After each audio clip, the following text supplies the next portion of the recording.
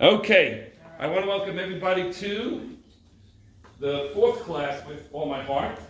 God willing, we're going to be able to do the entire class tonight. In the last couple of weeks, we've really discovered what prayer is. And the first thing that we discovered what prayer is that prayer is not so much requesting anything from God, because the Hebrew word for prayer is tefillah. Asking God for stuff is called bakasha, request. We don't come to God only coming to ask for things, we actually come for tefillah. So we discussed that it really means having personal talk to God. A Jew is supposed to have a personal talk to God constantly. We discussed how the fiddler on the roof, the guy is constantly talking to God. God, why do I have to do this? Like I said, this is my horse. He's constantly talking to God. You're supposed to be talking to God all day long. That's the ultimate. That is a real relationship. Davening, prayer is really having a relationship with God on a most personal basis. Second thing that we started talking about is that the reason why God created this concept for us is so that we should be able to engage the animal or the human or the physical side of us. We were created by God to be both physical and spiritual. So how is the physical ever going to get involved and become holier and better? How are you going to change your ways? How is anything going to change? The godly soul, let's be honest, the body loves physical, it loves food, it loves the enjoyment of this physical world. So we have to engage the physical body. How do we engage the physical body? By there are things that are needed, there are things that are wanted. So the body is kind of, okay, I'll go along with the program a little bit, but the more we're able to engage, the more holier we can become. We learned in lesson number 2. Last week, what we did was we started recognizing that the book, which is the most boring book to most people, called the Siddur, when people open it up, they start looking at it and they go like this: these words mean nothing to me. From the mountains they praise. And like, what is that all about?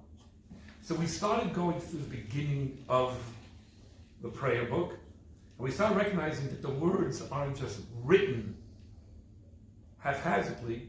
Every one of those words trigger a phenomenal concept to make you think, wow. For example, the beginning, the very first prayer that we have right when we wake up in the morning is Modeh-Ani. What is Modeh-Ani? I thank God for waking me up. In other words, I recognize, why am I up? There must be a purpose. There must be a godly purpose why I am in this world. So the number one thing is that I have to recognize why we wake up in this world, is that every single day I have a purpose. And then we started recognizing, by the way, that table, because the camera's on it, you just don't want to shake it. Okay. And then we said, Baruch SHMA. We started going through some of the prayers. Every single second, God recreates the world. Remember, we went into that whole concept, how every single second we can live the world and how exciting it could be. So we went up the ladder. So, if you look today, if you look at it before on the ladder, it started on the bottom, it was unawareness, was sleeping.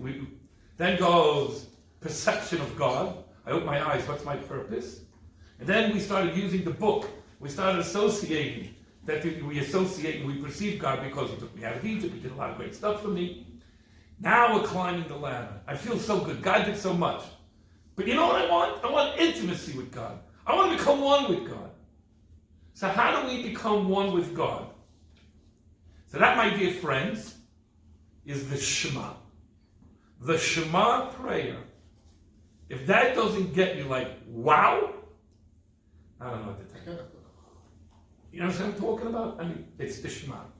Now, up until now, for those that listened to last week's class, or was here, you'll recognize, that's great. These meditations are phenomenal. But what about from now on?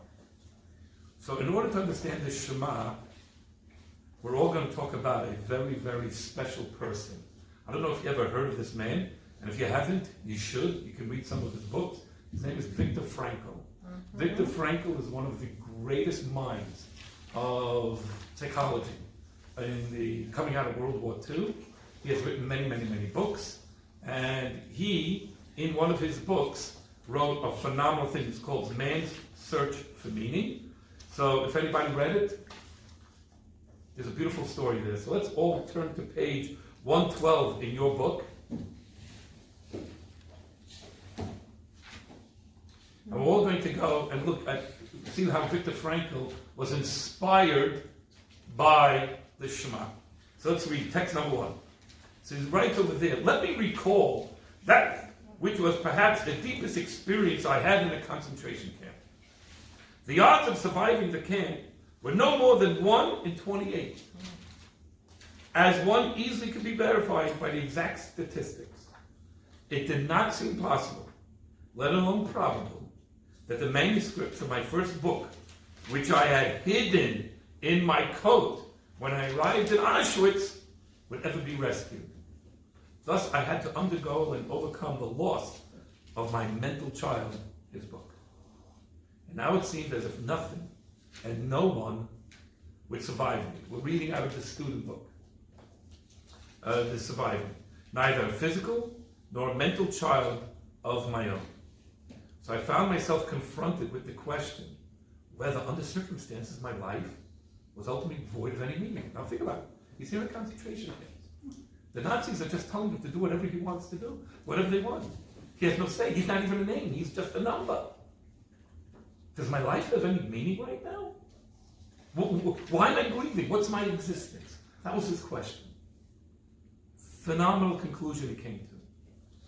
Not yet did I notice that answer of the question, with which I was wrestling so passionately, was ready in store for me, and that soon thereafter this answer would be given to me. This was the case when I had to surrender all my clothing and in turn inherit the worn-out rags of an inmate who had already been sent to the gas chamber immediately after the arrival in Auschwitz railway station.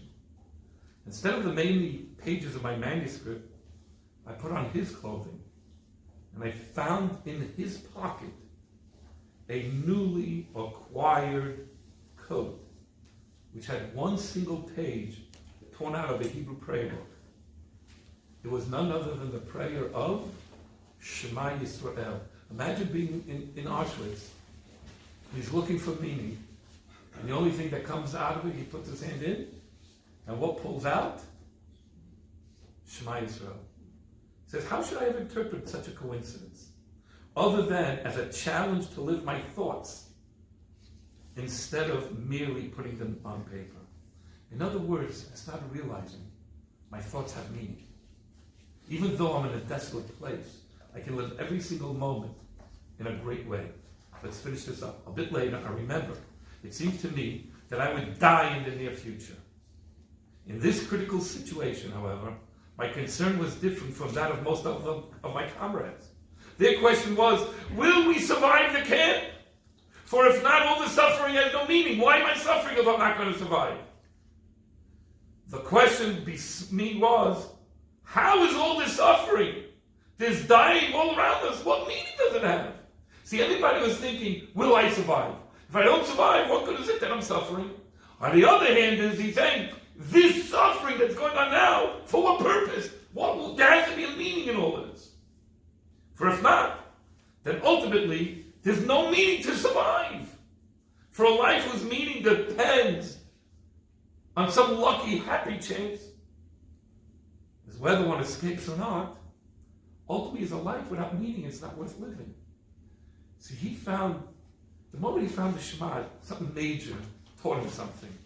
That everything that happens in this camp can have meaning. And not only that, but the suffering in this camp has great lessons for all of us. And for me in particular, and for you and for you. In other words, he recognized something deep down in the Jewishness of himself, that every single second that God creates the world, there's a major, major meaning of why we're alive. Remember we discussed every single second how God recreates the world? So if I'm in a concentration camp, and I have to be here for whatever reason God has me here, there must be a reason behind it. So my dear friends, Let's go to a question for discussion. In your opinion, what is the underlying difference between Frankel's conception of meaning and that of everybody else? Let's do that again. Yeah? Well, the suffering, the other people were saying they shouldn't be suffering. There's something wrong with this. Right. And he's saying, no, that this is part of the purpose. I'm supposed to be suffering. There's supposed to be something I'm getting out of this. Wow, you got it. Anybody else? Everybody's shaking their head. Very, very good. Let's go to the next slide for your answer. For Frankel's comrades, meaning was defined by physical comfort. Why am I being uncomfortable? I can't wait to get back to a life of comfort. Where no comfortable life lie at the end of the tunnel of suffering, this suffering would be pointless. Because I'm only going through all of this to get to the other end of the tunnel. What were they to look forward to? For Frankel, meaning was defined by a spiritual purpose beyond physical comfort. Even were one to suffer, and one would never experience physical comfort, life was still a meaningful and beautiful, albeit difficult. And I put 3 pictures up there. I don't know if anybody has ever seen the movie Castaway with Tom Hanks. There he is, all by himself for years on an island. He wakes up every single day. I mean, he's gone batty. He's gone crazy. What's my purpose here?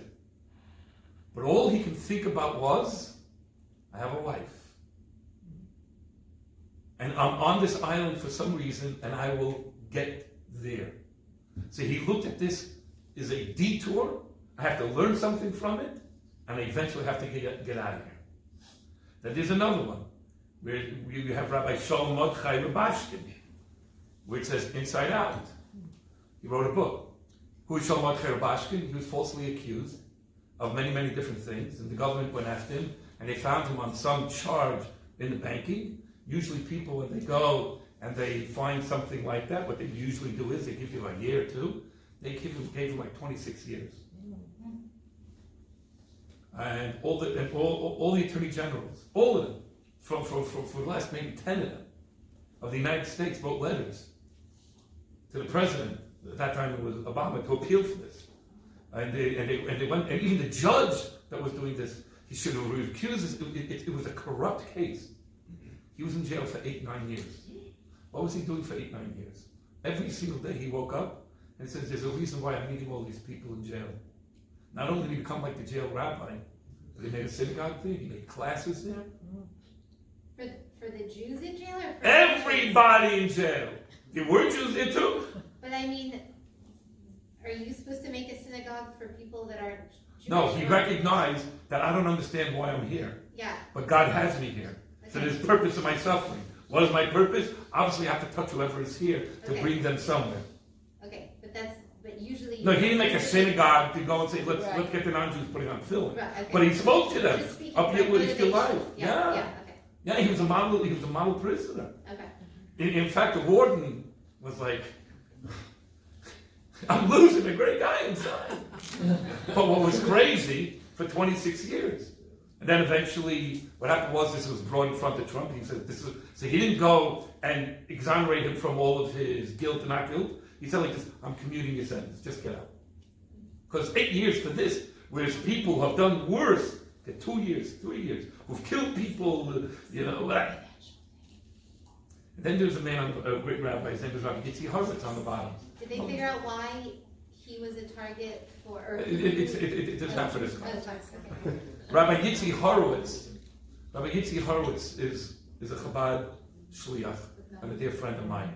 Rabbi Yitzhak Horowitz was Chabad of Temecula, and what happened is that he got hit with Lou Gehrig's disease. Today he cannot move a finger, not a toe, not a finger.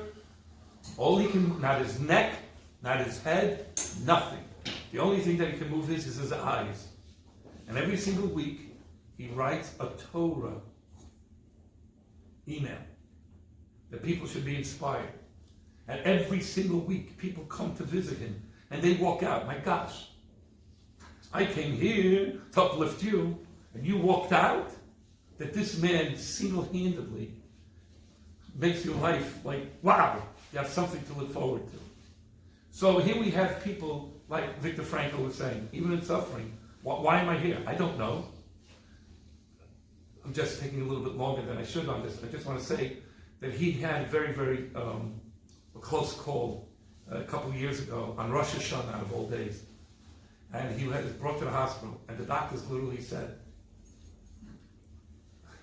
I can get you out of your misery. You're not moving anything. You can go now. I don't have to take care of you. And they said to the wife, what do you want me to do? So the wife said, it's my husband's decision. It's his body. Yes, the husband blinked away like, what are you, nuts? I got so much to live for. And he goes and says in a letter he wrote to a bunch of teenagers, later on he goes like this, look how blessed I am that God took away my power of dancing, my power of dance, and this is how God blessed me, that I could go and send you a message. He looked at his life as, this is the way he is. Now you and I couldn't handle that, and that's why maybe God didn't put us into that position. And his name is Yitzi? Yeah, Yitzi Horowitz, Rabbi Yitzi Horowitz, yeah. So anyway, so as we see, most people look, what am I getting out of this? Who am I to be? Whereas other people look at every single second of their existence and it's like, wow, there's something really, really special that I can look forward to. So, the Shema prayer gives us the following. A, when we start learning about the Shema prayer gives us an intimate relationship with God. We're going to learn how does that happen? How does it give me and God an intimate relationship? And it also gives us purpose and meaning. In other words, the rabbis that I showed before, anybody, you and I, when we know the Shema properly, no matter what position you are in life, you're going to be able to realize, I have meaning even in this. So, we're going to start seeing what the prayers are. So everybody open up your blue book that you have here, your Siddur. Turn to page 39. And we're going to start discovering the fascinating world surrounded by the prayer of the Shema. So just remember, everybody, this is your prayer book. Every single one of us, as if we would be praying every day. I know. But in order for us to understand the greatness of the Shema, we're going to have to lead up to this. And just remember, everybody, when this course is over, I told you all, whoever goes out and buys one of these books, I'm going to have a class on actual turning the pages, 3-4 classes, so I can teach you a little bit that you can all pray on a daily basis. So don't get so frustrated. We'll all learn something out of this, etc. So right now on page 39. So if you notice in the middle of page 39, it says over there's blessings of the Shema. In other words, the rabbis put in 2 major blessings. It starts on page 39, the first blessing. Go to page 40. Talks about the angels, all community, holy, holy, holy. Blessed be the glory of the Lord. Turn the page. At the end of the top paragraph, there is a blessed are you, Lord, who creates luminaries. So in other words, that page and a half is one long blessing. And then there's a second blessing. Avas love, Lord our God, you have loved us. Turn the page, and that goes to the top page 42, and then comes the Shema. So when we pray, there's 2 long blessings that lead up to the Shema.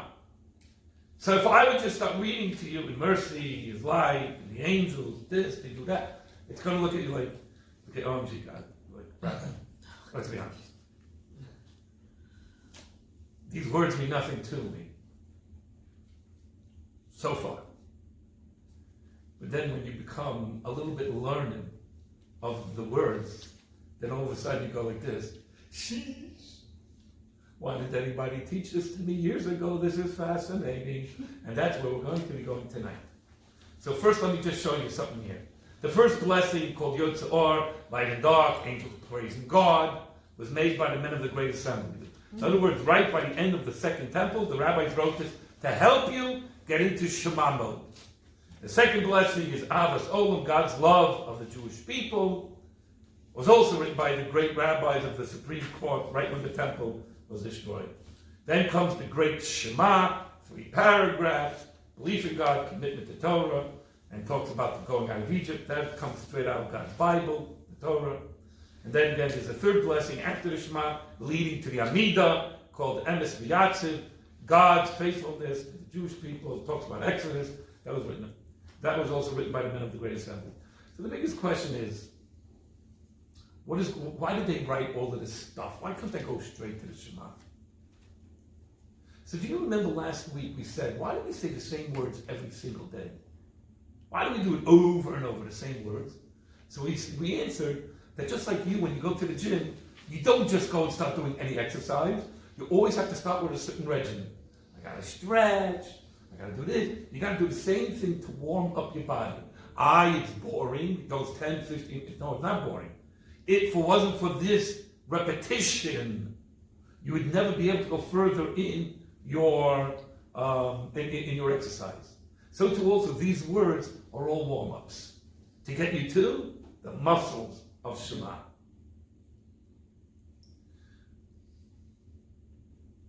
So, what is written there about the angels? Why are we talking about the angels? What is so woohoo about the angels? Well, we all know. Does anybody know what an angel is?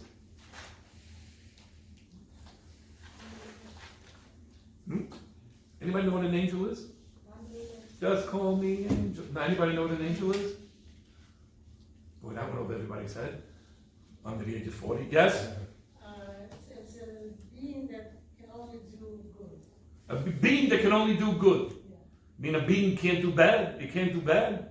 Like angels don't choose evil, they only choose. So an angel has a mind of its own. And it can choose to do good, but not bad. Right. So there's no such thing as a bad angel. So what's the angel of death? It's a good angel. Because it's doing its job. Yeah. So if the angel is doing its job and brings a catastrophe, it's a good angel.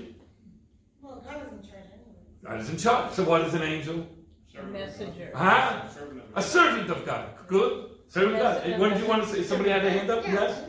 Messenger of God. A messenger of God. Yeah.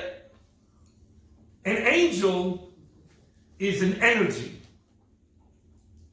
Imagine you are an embryo that has no programming.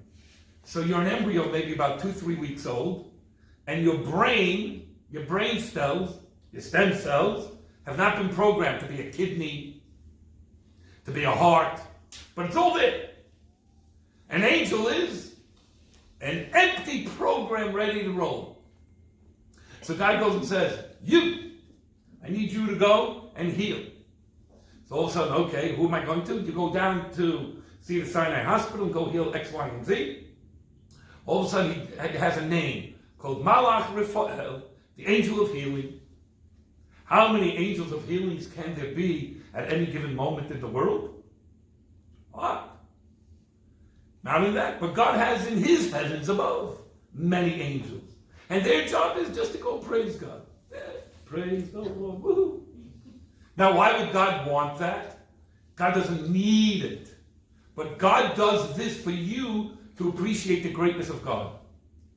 Because the more we can fathom things outside my little universe, you start realizing, wow, God creates something bigger than I could comprehend.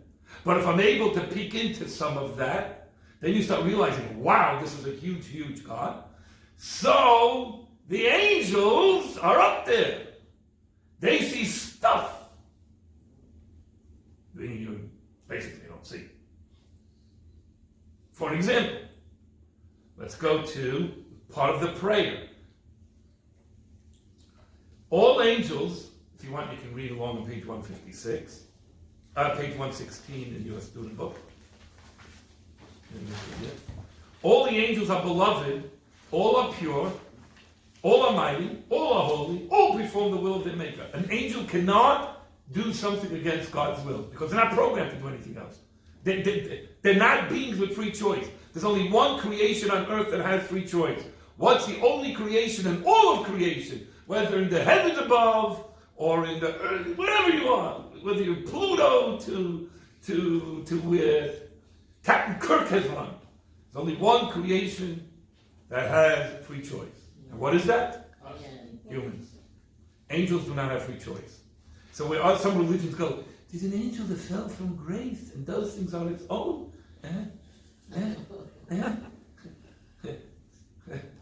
How? All God has to do is zap. But how did it even have the mind to go do its own thing? You can't, just like a robot can't change its. But I'm not going to go talk about other religions. I'm here to talk about my religion. An angel is, this is what it is. It's programmed.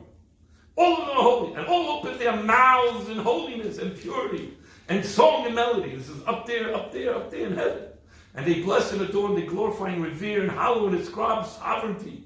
And all of a sudden the name of the Almighty God, the great, powerful, and awe-inspiring King, holy is He, together when they all see something, because every day God gives them a little blink, a little vision.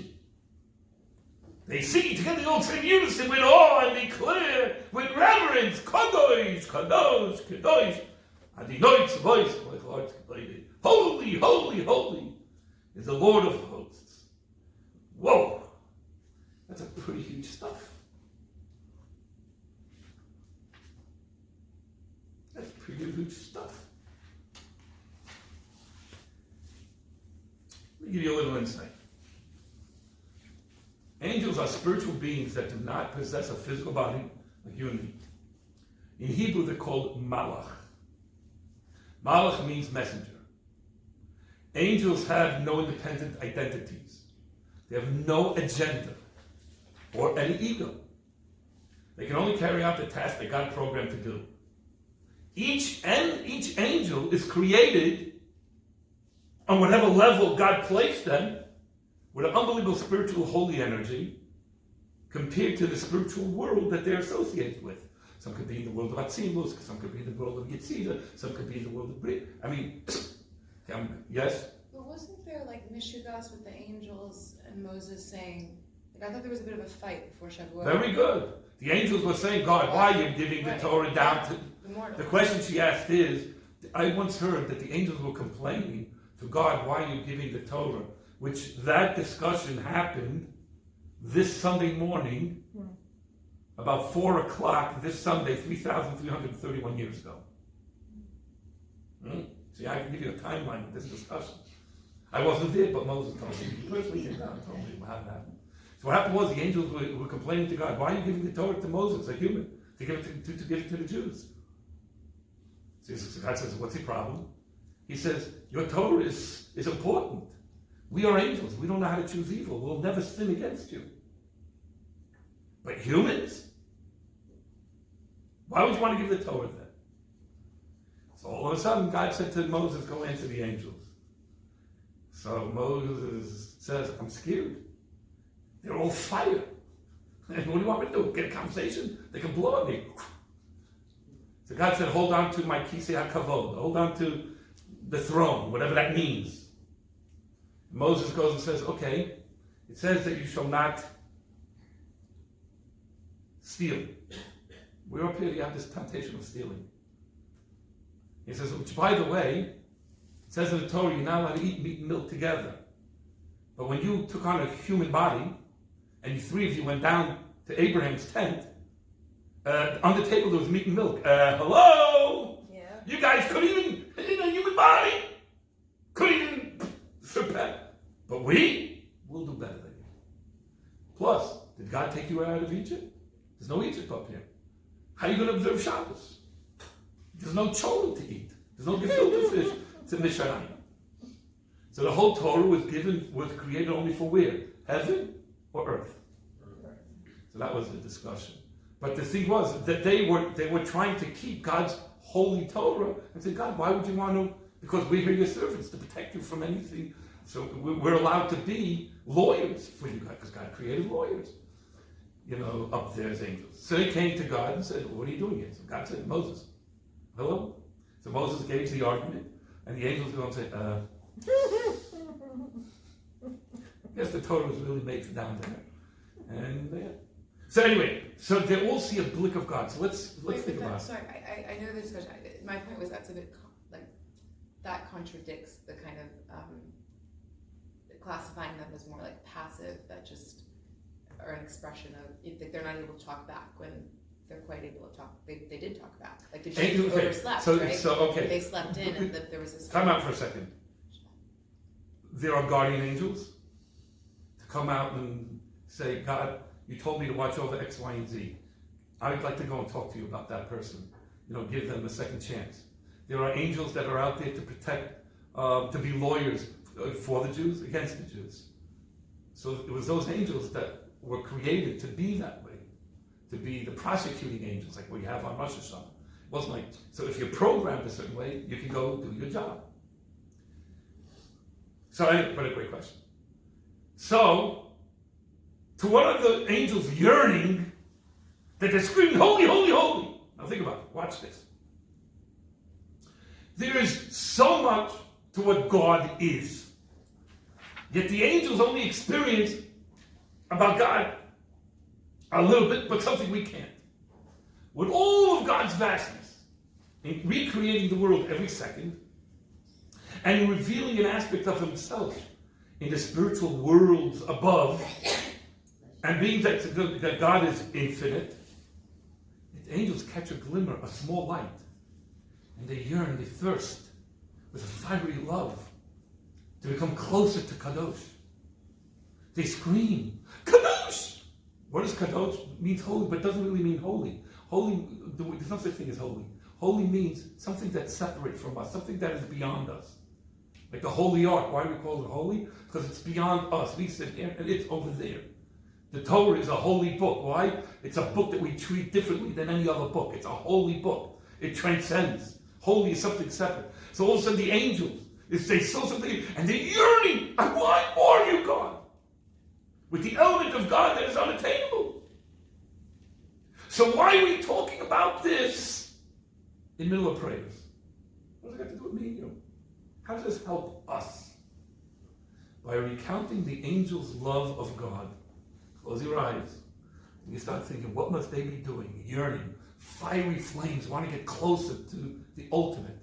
If we start meditating, close our eyes for a minute, and start thinking how angels are yearning for God, we use them as inspirational role models, teaching us how we should be loving God with an intensity. Because we're climbing that ladder. We want to get closer to you. Remember, what prayer are we coming to? What prayer are we coming to? The holy prayer of Shema. Is there a greater holy prayer to us than Shema?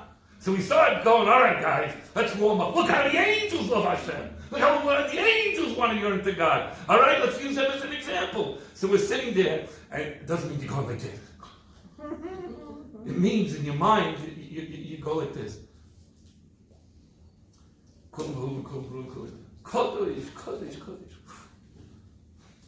For a second, you just go and think, where am I in all this? Can I yearn for something like that? That every single second God recreates the world. My gosh. And up there, it's so, wow, it's beyond anything. So we start yearning for this. By recounting the angels' love for God during our own personal prayer, use them as an inspirational role model, teaching us how to love God with intensity. So we do this every single day to get us back to, wow, what a great feeling to be able to come one with God. It's like watching an athlete, a gymnast, or a musician perform. You're inspired like them. You act like them and perform them. How many of you have ever gone batting practice before a baseball game, if anybody cares about baseball? Do you ever go to the ballpark 3 hours before a game? They'll let you in. You practice. Then all of a sudden you get a guy like Babe Ruth. You get a guy like Aaron Judge. You get a guy, somebody can hit home. I don't know anybody in the Dodgers that can actually do anything. But you know what I'm saying. And all of a sudden you go, so all of a sudden you see these tape measures going 400-500 feet. And what do? You go, wow. Or imagine like this little girl. she's watching the most beautiful skaters. What she's looking at, she's perceiving, I wish I can do like that. So by yearning and picturing something that is greater than us, what does that do to you? It motivates you to want to become closer and better. So we have to go and take ourselves a little bit outside the box. Where can we get a beautiful example about something that loves God beyond our love? So we talk about the angels, they're like this, wow. The angels, so if you meditate this every single morning, you get all cooked up, you get all excited, va va va voom. You're ready to roll. So let's go again. What are angels? They are spiritual beings. What kind of spiritual beings they are? Agents of God. They scream Kadosh, holy, holy, holy, because they are transcendent, they're above. Angels yearn to experience God. Text number 3 on page 117. The angels receive the element of God that completely transcends them from the world. For only in the middle amount of his energy do they see. And they want, and they want, and they want. So my dear friends,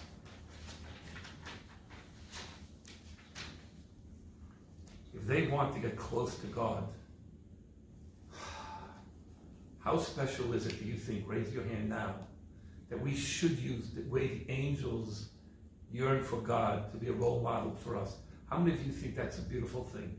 Raise your hand. Okay? Well, my dear friends. Remember this picture? That was the last picture. Yeah. Remember Sue? She was scared of her boss. She didn't want to have anything to do with it because the boss is too above her. Now she's sitting at the home. I want an internet. I can even take a selfie at my boss's house. How do you feel now? You want to get close to God. So let's talk about how the angels get us into something of intimacy. This will blow your mind where we're going with this. Because where I'm about to go with this in the next 3-4 minutes, you're going to hear a major aha moment. And that aha moment, if that doesn't blow your mind, find yourself another course or find yourself another place to study.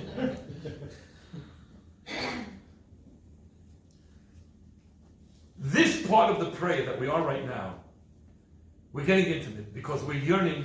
It's like a husband and a wife.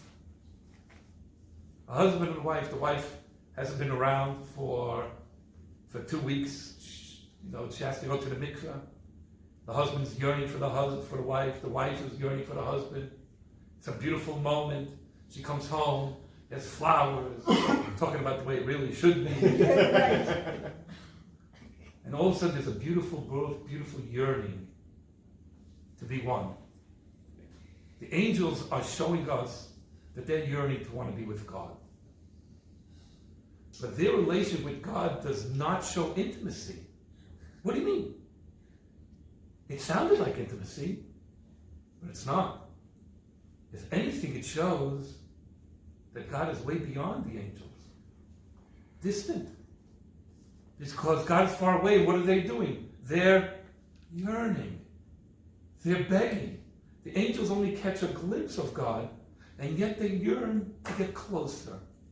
Truth be told, the more that one yearns about God, learns about God, and meditates about God, the greater God becomes in your eyes, and the smaller you become. You feel small and irrelevant now next to God. So why would I want to talk about this? Why would I want to meditate this out? When I become smaller, because God is so great that I'm yearning and yearning and yearning. A child goes and says, Daddy, Daddy, Daddy, I want to be with you.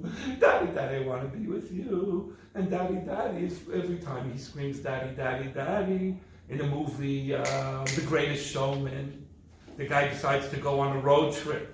And the little girls are at the steps, Daddy, Daddy, don't go, Daddy, Daddy, go. And the more they say, Daddy, Daddy, don't go, the more they yearn for the daddy. The daddy's carriage goes further, further away. The more I recognize God, maybe God is too unattainable for me.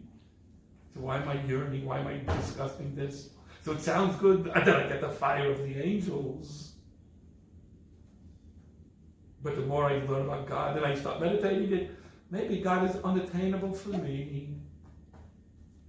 What's going on here? How is this getting close to Shema? Like, how? I want to tell you a beautiful story of the Maggid. The Maggid is the student of the Baal Shem Tov, founder of the Hasidic movement. The Maggid students were very into Kabbalah. And they were meditating on all the different levels of angels and how they were so close to God. Many of the students were sweating with burning desire to get close to God. Some almost fainting. They were all caught up in their visions of spirituality in the heavens. They were in rapture. Wow! Visualizing what we studied in Kabbalah, what an angel is and how they could get close to God. But all of a sudden, their teacher, the Maggid, walked in. Now the Maggid, when he walked, he made noise. Because he had a foot that wasn't, it was like maybe a lead foot, something. So he had a cane. So when he walked, you were able to hear it. So they heard his foot. And he said to them, why are you so excited about what goes on upstairs? Don't you realize God doesn't care about upstairs? God's whole purpose of creation is to be revealed where? Down here on earth, with us. He wants us. He doesn't care to hang out with angels. The angels are begging. I want to be with you, God. But who does God do? You haven't noticed? There are people that call you all the time. Can we go out? Can we go out? Can we go out? And you say to yourself, oh yeah, Bruch, if I went out with this person, oh yeah, Bruch. Oh yeah, Bruch, do I ever go out with this person? They keep on calling you, yeah. The angels are coming and say, God, we want to be with you, we want to be with you. But God is saying, what I'm waiting for, that you're going to call me, I want to be with you. So when all is going on in heaven, which is nice, God is saying, angels, I love it, thank you. But you're programmed this way. I like it where the Jews free choose me, want me. I love it. I love it better down there. Let me give you a beautiful example. What's the lesson? Why try to be like angels? We learn from the angels to yearn. I get it. But why do I want to be an angel? It is you and your physical world and who God is more interested in. So look at this beautiful world that God created. If he wanted to be with the angels, then that would have been a physical world. The whole purpose of the physical world, with human beings that have free choice, is to say, God, I'm inviting you in. The only way I can invite you in right now is through meditation. I can feel you, I can talk to you. I have a personal relationship with you. So we start using the concept of the angels to get me all warmed up to understand what it means to meditate. But God is saying, I'm more interested in the human beings down below. You don't understand. This is where all the marbles are at. I love this more than anything else in the world. Huh? So where does God want to be? With you and I. So everybody, I want you to go back to your prayer book, to page 41.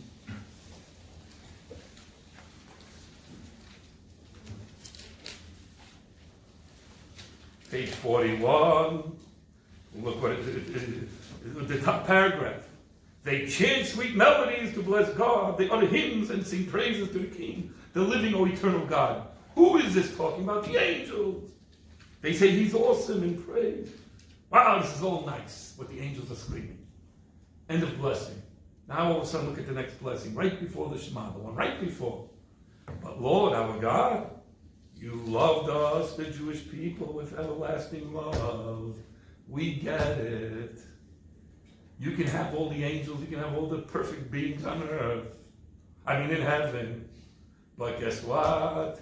Me with all my mishigasin, me with all my craziness, me that every time I try wanting you, God, or I turn against you, God, whatever it is, You still want to be with me. You wait for the text where you say, you want to go out?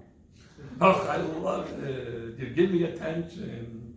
Therefore, you start saying, our Father, merciful God, who is compassionate, have mercy on us.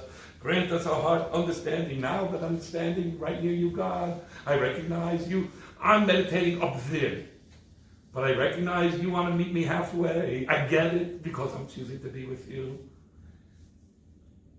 Because we trust in your holy and great awesome name, may we rejoice and exult in your salvation, Lord our God. May your mercy and your bounding kindness never ever forsake us. Always stay here next to us, Hashem. This is a love affair going on right now. Hasten to speedily bring us upon blessing and peace. I don't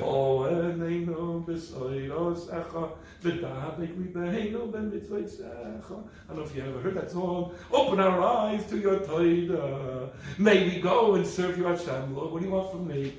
It's your fault, God, you put me in 90210. You put me in 9077. My parents didn't know too much. But what do you want from me, God? I love you because you want to be with me. Open my eyes. Give me a chance to do a little Yiddishkeit. Keep on reading. Turn the page, O King our God, your great name, that we may praise you, proclaim you, blessed are you, Lord, who chooses. Who choose the Jewish people. He wants them with love.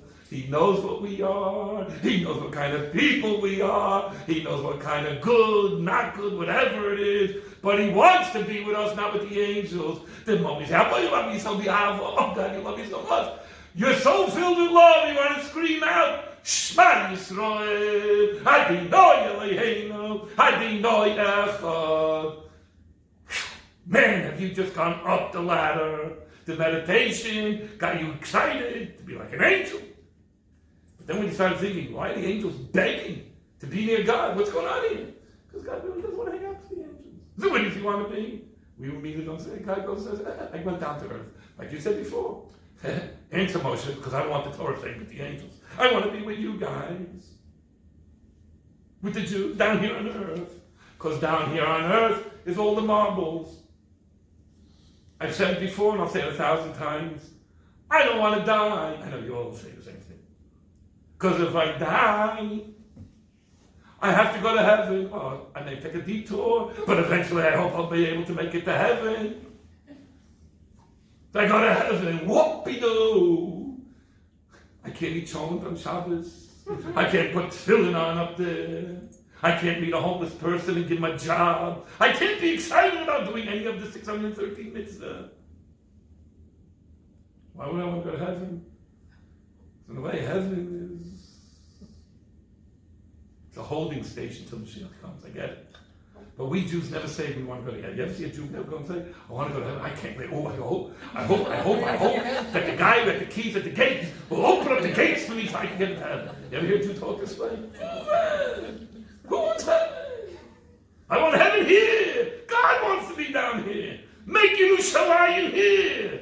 Boom. That's it. That's what God wants. My house to be amongst you. I want to live amongst you.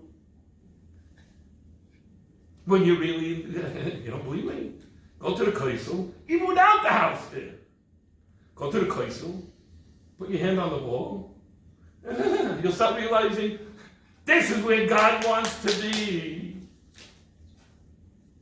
And you can have the same feeling in your house, you can have the same feeling all around the world, if you transform your whole world into that. All right, Jerusalem, my house competition, I get it. But we can have something like that. Because God wants to be down here. That's why He created a physical world. No other reason. So the moment you realize that God said, angels, I love it. Thank you. But guys, the Jews are texting me now. I hear them going like this. Shema Yisrael. Angels, shh. My Kinderlach are calling me. My Kinderlach call, or the grandchildren call. I don't care what's on the line. Hashem, your parent. Your Avinu, our king, our father, our king, SHMA in heaven. He said, shh. Let me talk to my Kinderlach. Powerful stuff. Powerful, powerful stuff. gotten anywhere yet. But that's an aha moment. That God wants to be with you better than anything else. He'd rather be with you with all your problems than in the Queen's Palace in Buckingham, where you won't even know that there's a problem in the world. Why? Why would I want to be there? Why would I want to be with angels? It's nice, I created them. They make beautiful music for me up here. But my children drew me a happy Mother's Day card, a happy Father's Day card. Trust me, my wife could be cooking for 50 people. If all of a sudden her phone rings, and it's Skype, and she looks, and it's one of the grandchildren on the phone, the cooker will burn before she gives it. Why? Because what's the most important thing in the world? That the Jewish person is going to sing Shema Yisrael. Because I know you want me. This is intimacy. We haven't even gotten to what Shema Yisrael is yet. This is just a build-up. Everybody thinks we go to shul, it's boring. Then don't read everything. Just read. Go from here to there. Do some of your own meditation. Take your own time. Do your own stuff. But get to the Shema and feel like, wow.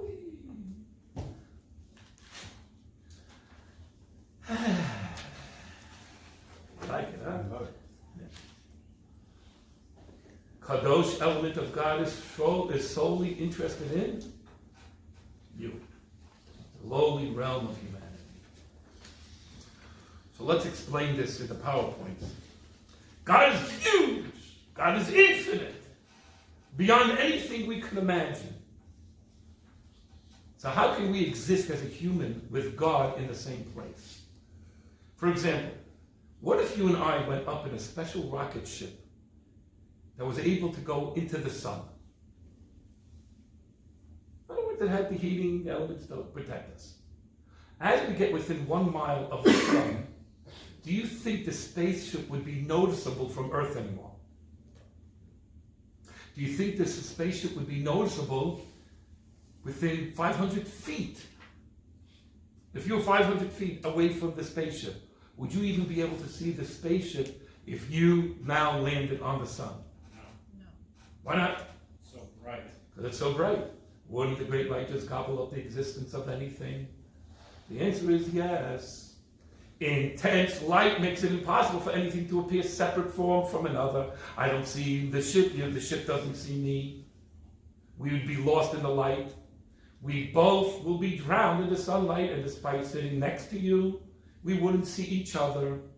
We wouldn't recognize each other's individual existence. We would never be noticed. So how do you and I exist? How do we all appear as individuals, yet God is all around us? The answer is less of God is more part 2, because that's His true love. God recognizes it's impossible for you to exist, yet He can create the entire world and you. How? By bringing less light to be revealed in an area. So that if there's less light, He holds back Himself because He loves you so much, so you can see yourself now as an individual and not be lost in the light. See, if we all saw the light, we would never sin. We'd have no free choice. Let's be honest. If God was everywhere and we felt the light of God, we'd only do the will of God. But how can you become you as an individual? The only way I can see myself as an individual is only one way. It's because I can't see God around. There's nothing around me. Reality is God is full blown here. But the light is contracted. And it's down here where God wants to be. This is the main part of creation. So in His infinite love, He holds back His love so you can exist. Give you an example.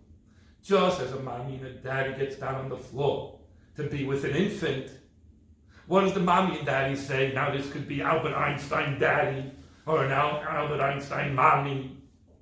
What do they say to the baby? Goo goo gaga. That's how they show their love to their child. They're willing to shed away every part of their great mind and power of speech just to have a relationship with the infant. And that, my dear friend, is the ultimate love between a parent and a child. So too is it with God. He's willing to shed so much of what he is, or put so many screens so this world can exist, that we can see ourselves as individuals, just have a relationship with us. Not so much the angels, not with the heavenly bodies, just a slowly creation. That's love. By the way, do you realize how much love God has for you? You know what the proof is? I look at myself as an individual not connected to God. I think of myself as my own being. And you're your own being. God is willing to shed so much of himself that you should feel important as a being. I'm letting you be. Like a daddy sending the kid off. Go do it. I hope my son will call me. It's the ultimate love. I want you to be your own. But always know that I'm pulling the strings behind you to make sure that you're able to be healthy, have a job, etc. It's the ultimate love. That I walk away so you could walk. By the way, where's the greater love? Between a parent and a child? Or a parent and between a husband and a wife? No, really between a husband and a wife. You know why? Because when the wife goes out of the house and leaves for 2 weeks, when the husband goes away, the guy goes crazy. How easy it is to take our kids as they go away for camp for 4 weeks. The ultimate relationship between us and God is not really between parent and child. The ultimate relationship between us and God is between husband and wife. But for right now, we're using the parent example. The parent example, because parents love telling the child everything. God gave his guidebook, but he taught us how we can have a relationship with him from a distance, and I can come close to you. And that is through prayer. You had a question? Isn't that really child to parent? Because I don't know, like when someone loses a parent, you're in mourning. It's way more significant than a spouse. And doesn't that represent like the Were you ever married? Special? No. I'm asking in I'm letting you know terms. that Or once not you're married, and if you're in love, and your spouse goes away, the whole house is different. I'm asking in terms of why do you say cottage? You say for a year. For a spouse? So it's way less. For a spouse, you can remarry in 6 weeks. I think. It's the way it is. It's the way it is. But I'm just saying, because me and my wife are one soul. Whereas my child is just a spark that came out of me. So it's an extension of who I am. Whereas a husband and wife is really the same being, really one. Right, I'm offering option C, the child to parent. You said parent to child, husband to wife. I'm saying child to parent. Well, the child to parent has a great yearning, as we want to be with Hashem. That's where we are right now. Very good point. So now what we have is, due to God's great love for us, he contracted himself. He makes himself almost invisible from us. So in order that this world should be able to exist. So now that we know that, we're at euphoria. Because now we want to scream out those 6 powerful words. Shema Yisrael, Adonai Eloheinu, Adonai Echad. Most people have no clue what that really means. More than, Hear, O Israel, the Lord is our God, God is one. So, boom. Is it time to continue this class? Because I looked at the clock and I put this here. For me to go and teach the Shema Yisrael will take another 45 minutes. And you were not going to get out of here before 9:30. So we can put this on hold, and this is what we'll teach next week. And this way, it won't be overload, because whatever we had until now, I don't want it to be overload. And then all of a sudden, load you on with Shema also? Or would you like to go part 2 next week? Going once? Next week? Is it week 7 or? Don't worry, you won't miss out on anything. Trust me. You're going to learn it. If it means a week 7, it'll be a week 7. Can we vote? I want to Let's just hear do it. It's going to be a lot of overload. Can we vote? So, with that being said, Can we vote? so with that being said, this is going to be the end of part 1. And let me just review what we did today. We came to the level of intimacy with God.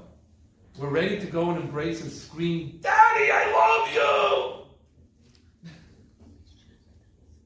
But we use the angels to understand what it means to yearn for God.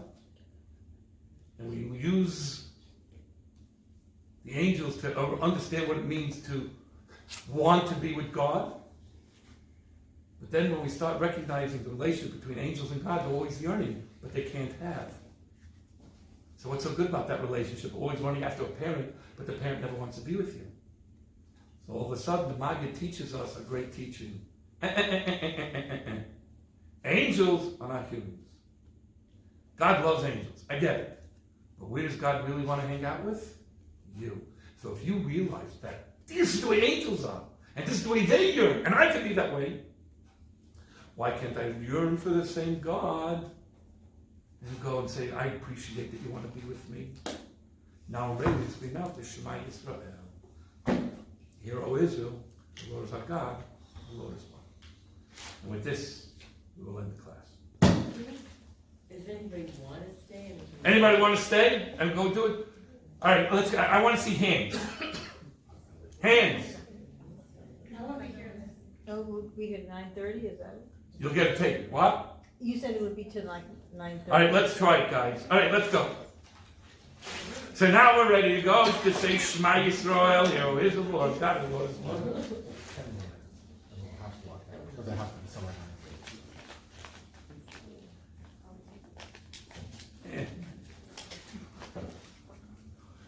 All right.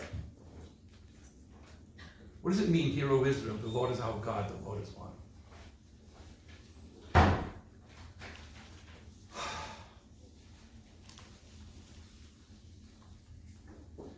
Hear, O Israel means simply, Jewish people, listen to the following message. That what? A singular supreme being created and controls all existence. Havaya is our Elokeinu. Now this is the part that's going to take me time to teach you. There are 2 names of God in the words Shema Yisrael. There is Ado, and there is Elo. What is the difference between these 2 names? Ado, A-D-A-N-O-Y. We're going to use the word Havaya for that. It's just rearranging the Yud, the Hey, the Vav, and Hey to go. It means Havaya. By the way, a lot of people don't realize it, but if you read God's name, Yud, Hey, Vav, Hey, it's, now don't say it because it's one of the 10 commandments. You're not allowed to say God's name for no reason. That name is Yeh, and then Ho, and then Va. There's a group of non-Jews that call themselves the Je, and then Ho, Va witnesses. Notice, I would never say the whole word. It's forbidden ever to say that name unless you're in the holy temple during the days of the temple. And only the Kohen were allowed to say it. How did everybody else always say God's name as reverence? Adonai, which means my master. But we use that name because we're never allowed to say God's real name unless we're in the holy temple. So far, so good? Okay. So how do we say it? Yud, Hey, Vav, Hey. We're going to use the word Havaya. The word Havaya. So why do we need 2 names of God? Why do we need the word Ado, which is Havaya, and another word Elokim, Elokim? Even when we make a blessing, Baruch Atah Ado, Elo Melech Olam. Why are we saying 2 names of God? In fact, God has many names. Each name is a different type of personality that we're trying to attribute towards God. For example, A-D-A-N-O-Y, Ado, is a name which is higher than nature. God transcends nature.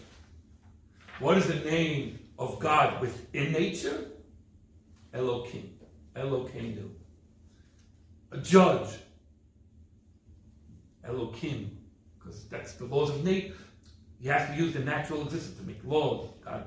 Like if you read, and God said to the Jewish people, go into the sea. So when you read the Torah, it says, Vayomer Adon. Because it's God commanding the Jews from a higher than nature, go into the sea because something's about to happen.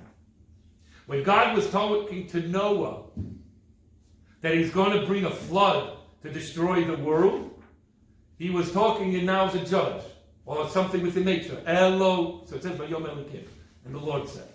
So each name represents something else. Now I want to show you something about the word Yud, Hey, Vav, and a Hey. That's God's name. Yud, Hey, Vav, Hey. There are 3 words that come out of those 4 letters. Hey, Yud, Hey, Haya. Hey, Vav, Hey, Hoveh, and Yiyah. Haya means it was, the past. Hoveh is present. Yiyah is future. One name representing past, present, and future, which is higher than nature, because nothing could be in the past and the future at the same time, let alone in the present. Transcendent, something beyond what we humanoids can understand. Elohim, or Elokeinu, our God, has a numerical value of Hateva, nature. So there's a God that makes nature to exist, and then there's a God that does miracles beyond the laws of nature. Does everybody get that so far? Am I talking above anybody? Good. Shema Yisrael. Hear, O Israel. God, our God.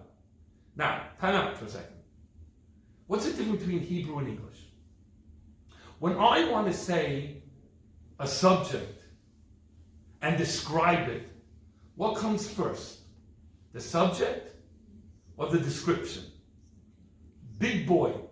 What comes first? The description, and then the boy. Adjective. The word big is adjective, and the subject is the noun. So you have adjective, then noun. That's the way you talk in English. Big boy, great ball player, good teacher.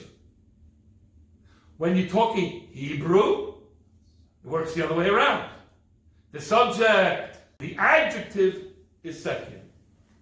Yeled tov, boy good, good boy. Mazal, your mazal shall be tov, good. The adjective comes second. So if I'm saying Shema Yisrael, Hashem Elokeinu, the Hashem is the noun, is the subject, the higher than nature name, and the description is the second word. So higher than nature God is our nature. What do we say? Moses was talking to the Jewish people.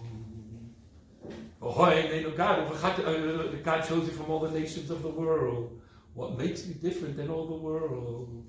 You shall know that your God, meaning the God that takes care of the Jewish people, is what is your nature as a Jew? God who is higher than nature. Subject matter is higher than nature. A-D-A-N-O-Y. Ado, the Noi. What is the subject? Ado. What is the adjective? That's our nature. So what is the nature of a Jew? Higher than nature.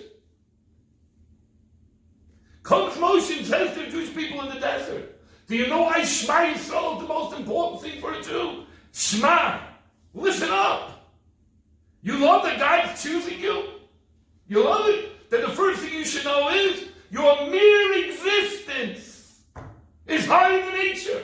Hashem Elokeinu. The Lord, which is higher than nature, that name is our nature.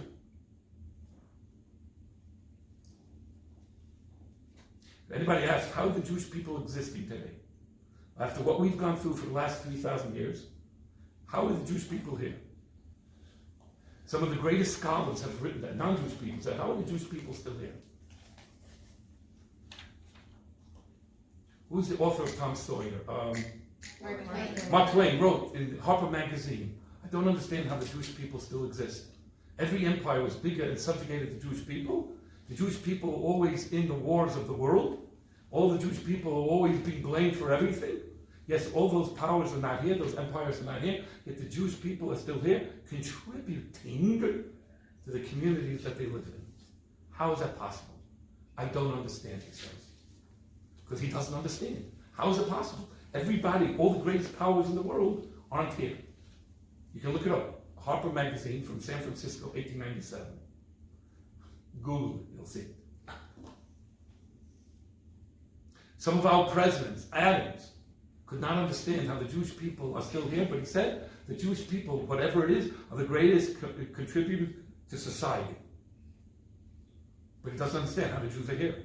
Because everywhere they go, they're being thrown out of countries, they're being persecuted. So what is the nature of the Jewish people? How are you here? Normal, natural existence? You should be withered out. By the way, where's the Roman people today from 2,000 years ago? Can anybody tell me where the Roman people are from 2,000 years ago? There are Romans that live in Italy, but where's the Romans from 2,000 years ago? Where's the Persians from 2,000 years ago? Where's the Greeks from 2,000 years ago? Where's the Socrates and all those type of philosophers? Where's their religion? Where's their people? It's scattered amongst in books. And people read and says, I like those ideas. But what is the only people that are still existent from 3,000 years ago? Is us. Despite the persecution. Comes Moses and says to the Jewish people, this is the great thing about the Jewish people. God loves us, and we're going to have an existence that's beyond everything.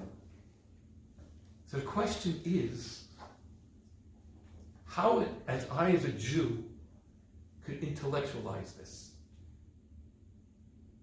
About nature? How can I intellectualize that I am always that God is taking care of me? Maybe God forgot about me. So we say, two more words. Ado. In other words, this God that we're talking about is higher than nature, is Echad. Now, does anybody know what Echad means? One. What does it mean one? It doesn't mean there's only one God. That we know. The word Echad is not that God is one. Because if you're going to say God is the only one, you'd say Hashem Yachid. Hashem is the only one. What does the word one mean? Does anybody know what the word Echad is? It's a number. How do you count? Achad, Shtayim, Ushlosh. The word Echad is a number. God is a number. What number is God? One. What is the beauty of one? That nothing exists outside one. If anything else exists outside one, then one isn't special. There's already a 2, a 3, and a 4. But everything exists in the one. So when God created this universe, He created this universe, this physical universe, from here for trillions of billions of miles, is this one physical world. But how many heavens did God create above us? Does anybody know how many? How many? 7. 7, very good. So how many different places did God create to create this, what we call creation? 8 different places. How many different directions did God make? How many? How many directions are there? 4. This way, that way, this way, that way. 4. So the word echad, one, remember, we Jews have numerical values. There are 3 letters in echad. Aleph, ches, daled. Aleph is numerical value is 1. One God. Ches is 8. In all 8 places, what God created, physical earth, universe, and the 7 spiritual heavens, and any of the 4 directions that you can fathom, God is there. So wherever you are, God is with you. So Yitzi Horowitz, who's in his bed, he says, Shema Yisrael. My existence higher than nature. I don't know why I'm this way. But God is with me here in the bed. He types Torah languages. He says, this is my existence. God is with me. Shalmot Chayr Bashkim, while he was in jail, even though the whole world was against him, every appeal, they threw the book on him. For 26 years, he's going to have to be in jail. There was absolutely no way out. So what did he say? This is where I am. There's a story of Joseph. He was thrown into a pit. He was there for 12 years. His brothers sold him down to Egypt. His mother died when he was like 5, 6 years old. If there's a case of a child, a human being that has to go to a shrink for being a mother dying, being abandoned by his family, being thrown into a pit for 12 years, this is a guy that has to go to a shrink. But no, he was a happy guy. How do we know? The Torah goes and says that Joseph went to the two people who were depressed, the baker and the wine butler, and says, why are you so unhappy? He couldn't handle unhappiness in jail. How was Joseph happy? Because Joseph understood, even here in prison, there's God. Because nothing can exist. Because every single second God is recreating the world. He knows I am here. He knows there's a prison. There's a purpose for me. Why don't you suffer? Why do you have to go through the hells of I don't know. I'm not God. I don't know. But that's what Viktor Frankl said. That I have a purpose in being here. That's why I'm here. There is a God and He's recreating me. And I have a purpose to be here. And that's why in the ultimate moments of recognizing that maybe I'm separate from God, we scream at that moment, if anything, Shema Yisrael, Adonai Eloheinu, Adonai Echad. No, just the opposite. You're with me, God. You're my Tati. You're with me here. Why am I here? I'll figure that out. And I'll make meaning of it. Like I told the story many times, I was flying to my son's engagement party with my wife and all my kids on JetBlue coming out of Burbank. All of a sudden they said, the rudder of the plane, we have a problem, we're going to have to land in Vegas. All of a sudden they were screaming, the rudder of the plane. So I looked at my wife and said, there's nothing wrong with the rudder. He's saying we're landing in Vegas, he can land. Number two, there's a story to be written here. There's no reason for this to be happening unless God has a story. And how many times have I told this story? Something's going to happen, because you live every moment, every single second, you have to be creating the world. So all of a sudden everybody's screaming, oh, get off the plane. I get up, I get my film, I walk around the plane. I'm Jewish, on film. Trust me, it was easy getting all the Jews on film. Not a problem. Then all of a sudden, at the end of the plane, Daddy, get me off the plane, get me off the plane. Could you book a flight? I'll just get off. All of a sudden I hear that voice, it was a voice screaming. All of a sudden I hear, Daddy, don't worry about it. Rabbi Mentz is on the plane, I feel safe now. I walked over to the girl, I know her very well, and I said to her, you don't understand. I feel safe because you're on the plane. You're just as Jewish as I am, and God loves you just as much as He loves me. So I need you on the plane to make sure that I'm safe. She went, because everybody thinks the rabbi is more important. Well, why? You're just as Jewish as I am. No, but you're close. Well, why am I closer? God loves everything. He's choosing to come down to 90077, 90210 to be with you. He loves you, the Jew, regardless how much you observe. But like everybody, I wish you would observe a little more. So the word echad is telling me there's not that there's one God. That God is the one. God is everything. Because everything is found in the one. Everything is found in God. Because anything that exists is in the 8 places in the 84 directions. That's God. Comes Moshe and says a powerful thing. That now the Almighty is choosing to be with you. How do you feel? I proclaim the greatest love. Thank you for choosing me as a Jew. I don't know how it is, but my parents were born in Russia. We knew nothing about Judaism. Now, look at me now. I love my Judaism. I love all the beautiful things that I have. I go and I say to everybody that's around me, Hear, O Israel, the Lord my God, the Lord is one. He says, I'm higher than nature. There's nothing as powerful as to say the Shema Yisrael, the Lord is one. So I ask you all,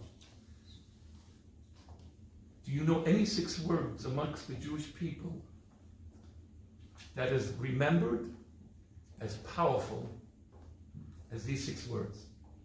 I'm going to close. I mean, there's more, but I'm just going to keep it for there. I think you got the gist. I'm going to give you a beautiful story. There's once this child, the true story. There's a child, the father goes and says, I can't protect my child anymore. The Nazis, the SHMA, they're coming. So he has a monastery nearby, not a monastery, a orphanage, where a bunch of nuns and everybody is taking care of, a lot of the children that died because Nazis also died. So there was orphans. So he takes his Jewish son, and he says to the ladies over there, he's 4 years old, do me a favor. Take care of him until after the war. And after the war, all I can ask is one thing. Please, just please, take care of him. A few years go by, kid's now like 8 years old, the father survived the war, and he comes back to the orphanage. And he goes into the orphanage and he goes and says, I'm here to pick up my son, Shua, Sam, whatever. So the guy goes, no, there's no Jewish kids here. He says, what do you mean? How can you say there's no Jewish kids here? I brought my own kid here. No, there's no Jewish kids here. I said, it can't be. So the lady went and said, excuse me, if you think that you can recognize your child out of all the kids that are here, and if you can prove to me that this is your child, then you can take him home. You gotta realize something. All these kids, what were they being taught for the last 4 years?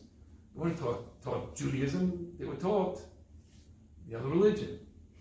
So they were so sure that none of these Jewish kids will remember anything, or let alone their parents, especially if he was 4 years old. So the father goes into the dining room and he goes and says, my gosh, there's 1,000 kids here. How am I going to recognize my kid? Because somebody who's 4 years old, the face is totally different now. So he stood up on a table and he says, children! And everybody sees a man standing on the table, they're all quiet. He says, if anybody knows how to finish a certain sentence, scream it out. And he went, Shema Yisrael, Adonai Eloheinu. And all of a sudden, he stopped waiting for the 2 kids, any kids, that would go scream. And all of a sudden, 8 children screamed, Adonai Echad. He says, all those 8 children are my children. Mm-hmm. True story. You got to realize something. I don't care who you are as a Jew. Once you know those 8 words by heart, I don't care who you are and what you are. No Jew has ever, you could call yourself an atheist. And I've seen them all. Because when I come over to them, and they can be in their 50s, I'm an atheist, I haven't gone to synagogue. All of a sudden they go like this. Rabbi, what do you want me to say? Baruch atah? What do you want me to go and say? Shema Yisrael? They know it.